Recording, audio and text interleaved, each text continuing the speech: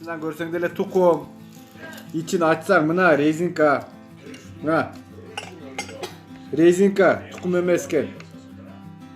Жанагы Кытай жасап аткан тукумдар бизде Ошто уже жасалып атат экен.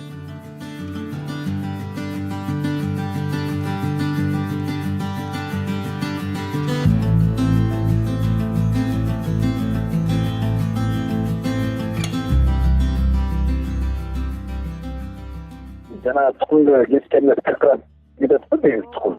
Буну кандай болгон жакта биз кессек жөнтүм эле 1 жашына салып кесип атпайбыз, кайсы ашка тургандай болчу. Любой формада кессеңер кесилер деп.